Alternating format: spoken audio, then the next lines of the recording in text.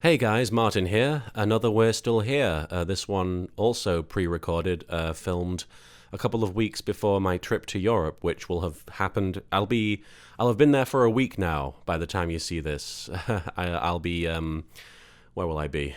I'll be in England still, I think. I think we leave for France on the Monday when this comes out. So, bonjour, au revoir, rendezvous, I don't know, other French words. For those of you who've never tuned into We're Still Here, I'm going to give a little brief introduction.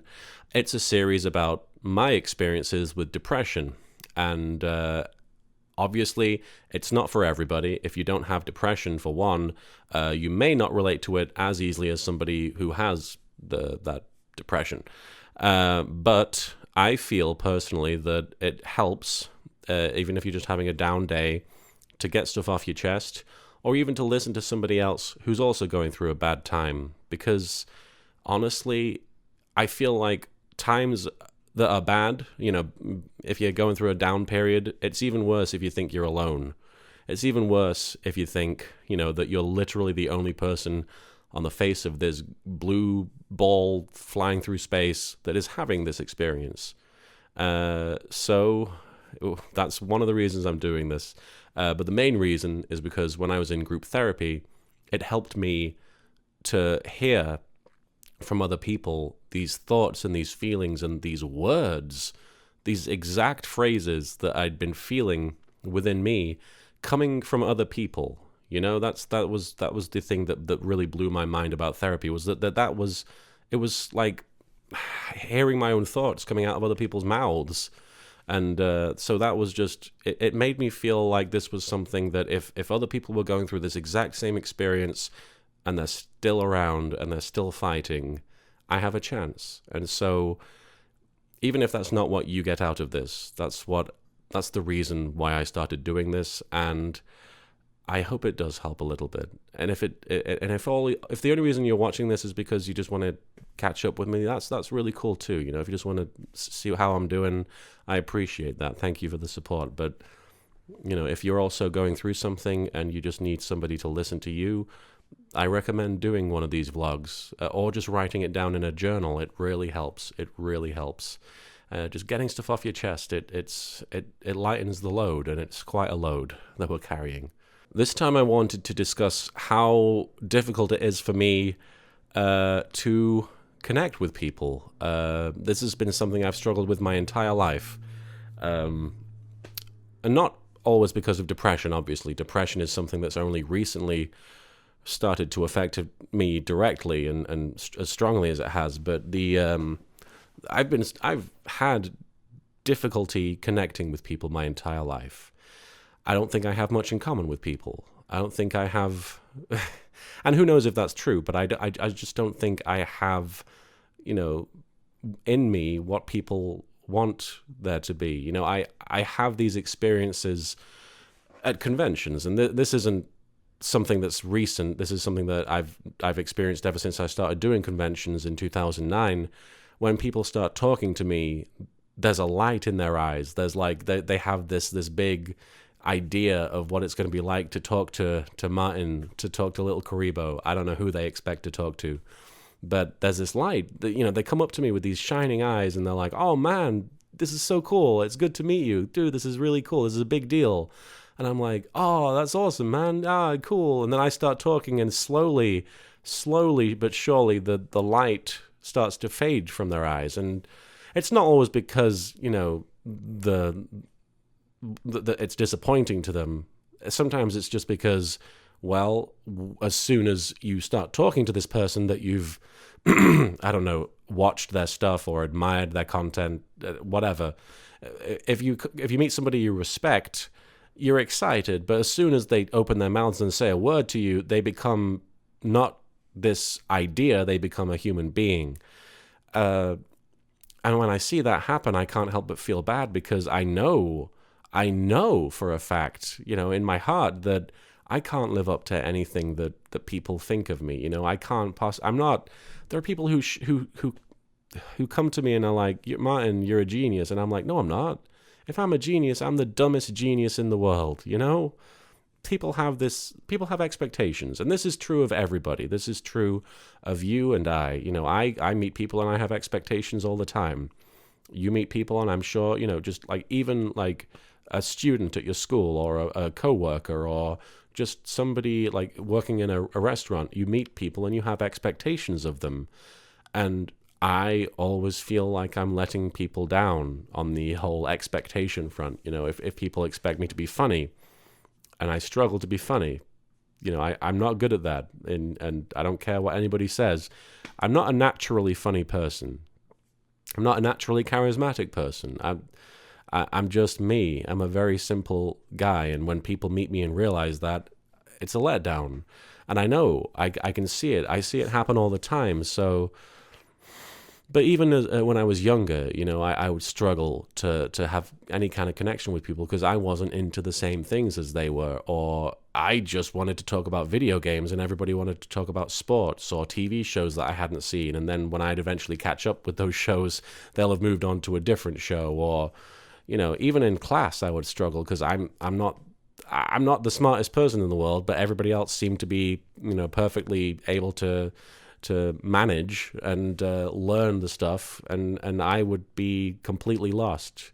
And at work, I would struggle to connect with people. There was at one of my jobs, there was a poll going on within the other coworkers to see how old I was because nobody could get a reading on me because I just kept to myself, and nobody bothered to just ask me for like a year. And I just did my own thing and it was very quiet. So whenever I said anything or told a joke or did something that was out of the ordinary, people would be like, "What the hell, Martin? You're this quiet guy. What's the deal?"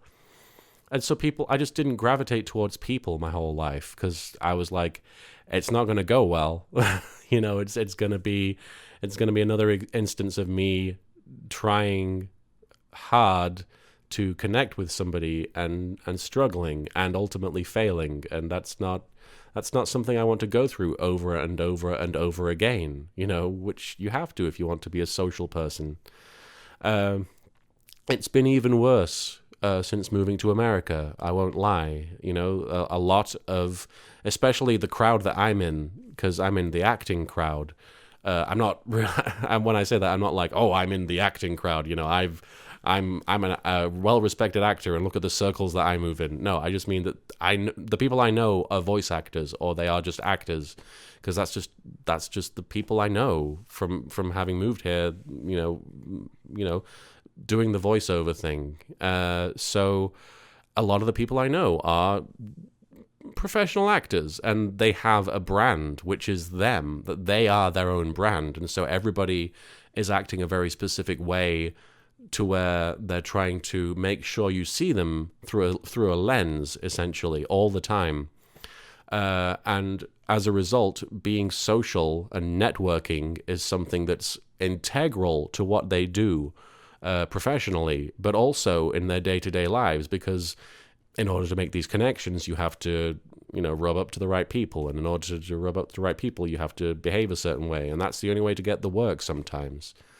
So I'm at a loss. I'm a bit of a, because everybody's expecting me to be in uber professional mode all the time. Sometimes I feel, there are people I know who are just like, they're on 24/7 because they have to be, and I'm off 24/7 most of the time. So it's difficult for me. I don't know where I stand with a lot of these people. So what I wanted to talk about in this episode was the fact that I struggle to make bonds with people, and it's become significantly worse since being depressed. I want to be able to talk to people and have a connection. And funnily enough, the strongest connections I've made with people recently has been because of depression. It's been because we've had that in common, because I've talked to people who, some of them, my close friends out here in LA, but some of you are just online and some of you I meet at shows, will connect because we have these similar thoughts and feelings about ourselves and our lives and how worthless we feel a lot of the time. But talking about it together helps. So that's really the strongest bond I have right now, is with people like that. But aside from like talking about depression, I don't really have like a way to just automatically connect with people, because I'm depressed, I shut that down. There are ways I have of navigating a conversation, but like, because I find myself a lot, talking to people where I feel kind of out of my depth. So I'll have these fail safes where I'm like, well, if I just say this or do this, then that'll be okay. What if I just tell a joke, or if I just repeat what the person has said to me in a different form that makes it sound like I've raised another point that agrees with what they've said, that helps me get through a conversation. But depression often cuts me off. Before I'm willing to do that, it'll just be like, no, dude, be quiet. Just stop talking. These people don't want to hear what you have to say.